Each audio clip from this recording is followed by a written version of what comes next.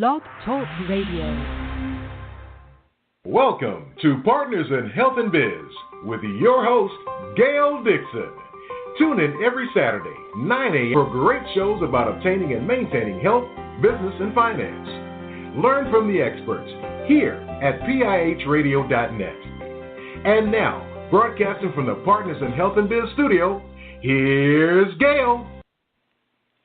Well, good morning, everyone. Welcome to my show. This is, as you heard, Partners in Health and Biz, and we are so very, very happy that you could join us this morning. And, of course, we have a very special show planned for you. If you are a first-time listener, then welcome, welcome, welcome. And if you have been listening for the last 7 years, we are so happy that you are one of our faithful listeners. So this morning, we have, and my special guest I want to tell you about. So before I do that, get pen and paper ready because you may want to take notes. It's a very important show.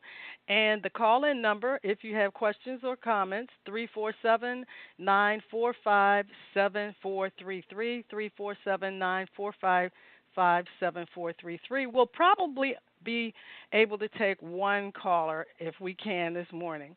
So my special guest this morning, and the topic, video and internet addictions are real. Video and internet addictions are real. My special guest, Dr. Hilarie Cash, is co-founder and chief clinical officer for Restart Life, PLLC, which is a residential program designed explicitly for adults and adolescents who are experiencing serious problems because of addiction to the internet and video games. Dr. Cash began her work in the emerging field of internet addiction in the mid-90s. By 1999, she had co-founded an outpatient clinic called Internet Computer Addiction Services, now closed in Redmond, Washington. In 2008, she co-authored the book Video Games and Your Kids, How Parents Stay in Control. And in 2009, she co-founded Restart Life. All of these ongoing endeavors have brought her recognition as one of the nation's leading experts in the growing field of internet and video game addiction. She is a public speaker, workshop presenter, and has appeared in well over 600 news reports about internet addiction. So without further ado, I'd like to open Dr. Hilarie Cash's microphone and welcome her to Partners in Health and Biz. Good morning, Dr. Cash. Are you with us? I certainly am, and I'm happy to be here. Oh, wonderful. I am so happy you could join us this morning. This is a very interesting topic, video and internet addictions, and your start in this field is quite interesting. Would you tell us about the organization Restart Life and how it all began? I'd be happy to. When I was in private practice and had, Jay Parker and I had started that outpatient clinic for internet addicts. I was always so frustrated that there was no place specifically designed for the young adults, mostly male, who were coming into my office addicted to usually video games primarily, although they were doing other things online as well. But there was no appropriate place to send them. If somebody came in who was addicted to pornography, there are specialized treatment facilities where I could send them, but not for video games and other things. When I met Cosette, she also was in private practice and had sought me out for consultation about a very, very difficult case. And we just put our heads together, and she went back and talked to her husband. They called me, and they said, look, our kids are grown. We have a big house on 5 acres of land. Why don't we experiment and see if we can make a go of starting to provide this service? So that's how it started, and we've grown a lot since then, but those were our humble, very humble beginnings. Oh, wonderful. Okay, well, it's definitely needed. I mean, so many parents are complaining about their children, their teenagers and preteens, even young adults saying that they can't get them off these away from these video games and the internet, and it's been affecting so many people in a negative way. So, what are the signs and symptoms for internet addiction? How would a person know or a parent know that their child is actually addicted? What usually parents are going to see is that their child withdrawing and holding up in the room and on their phone all the time or up in their room on the computer and no longer wanting to participate with the family, angry, very, very angry, often violently so, violently screaming and yelling, pushing. If parents try to get them away from the devices, and parents will start seeing grades dropping often because kids are, once they become addicted, they're not going to be putting their time and effort into grades in school. They're going to be putting it into the video games. And quite often in our adolescent program, the kids have simply stopped refusing to go to school. I mean, they have stopped going to school. They are in what we call school refusal. Mm-hmm. They can be violent, really quite violent, with police having to be called. I mean, those are the extreme cases. But before you get to that stage, you're going to see, a lot of irritability and lack of cooperation, and the kids seem completely preoccupied with whatever it is they're doing online, and that's usually going to be, some pornography, but usually it's the video games that we see among the boys, and with the girls, it's social media. Mm-hmm. Wow.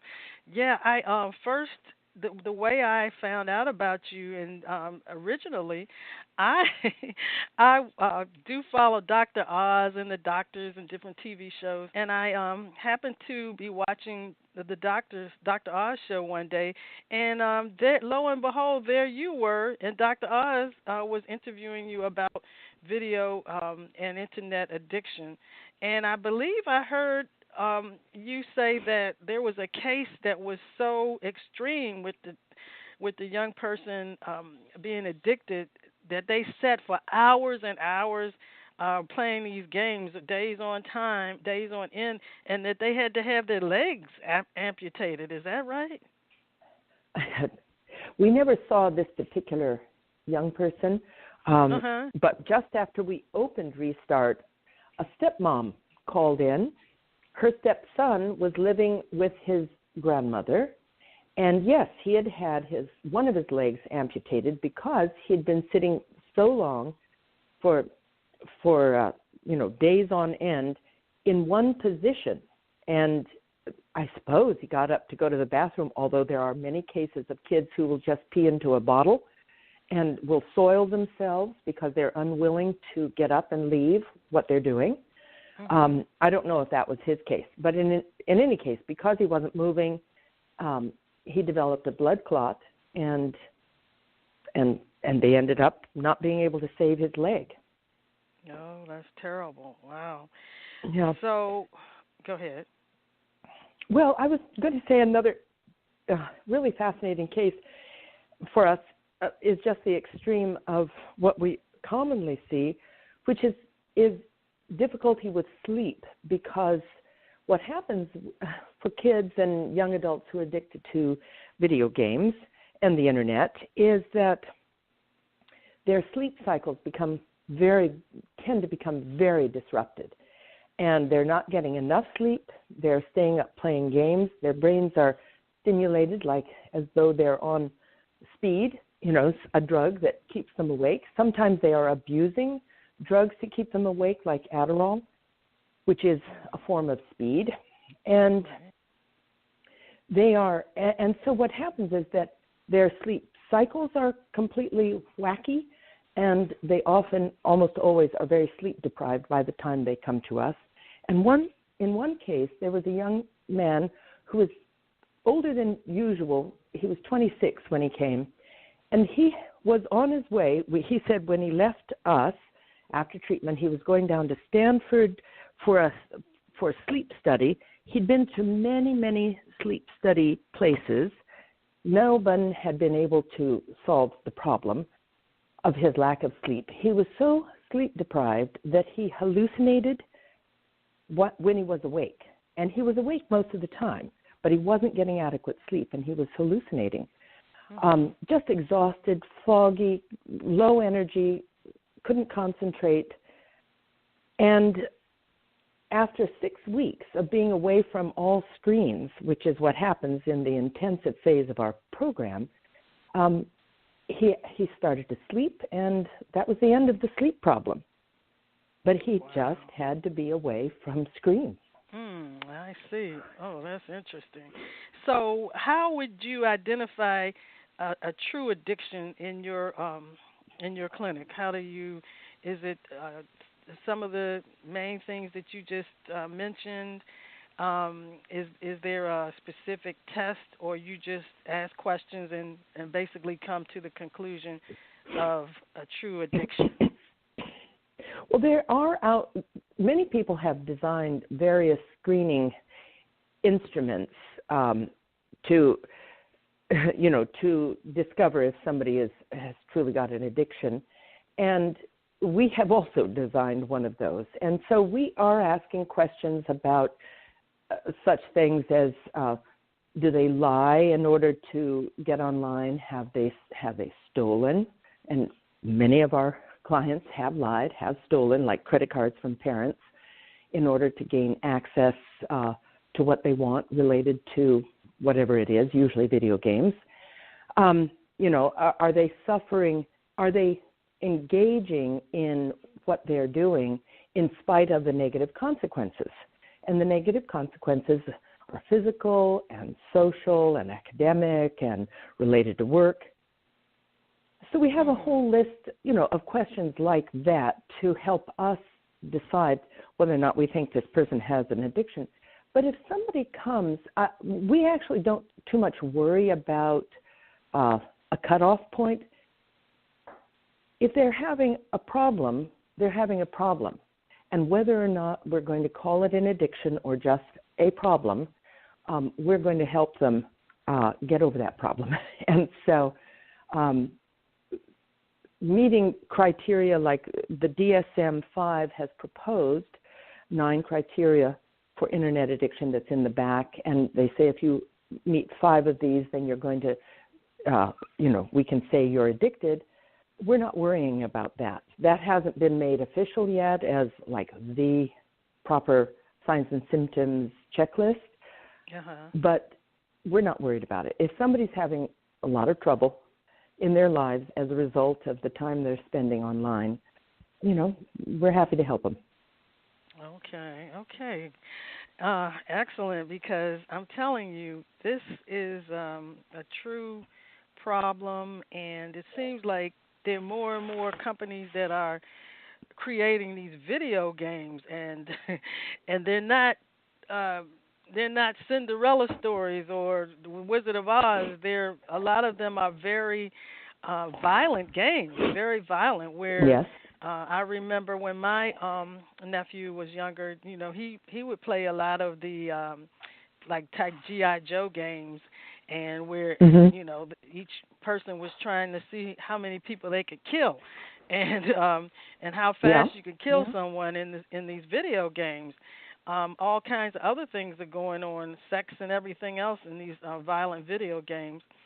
So, so how can early introduction, because a lot of parents don't really seem to know how to modify their children's listening or watching habits.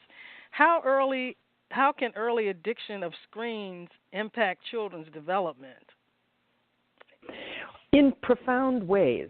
So it's all about when you introduce it, what is the content and how much time do you allow? And that really depends on the age and stage of development of a child. Early childhood, the first 6 years of childhood that's the time when the foundation is laid for mental and physical health.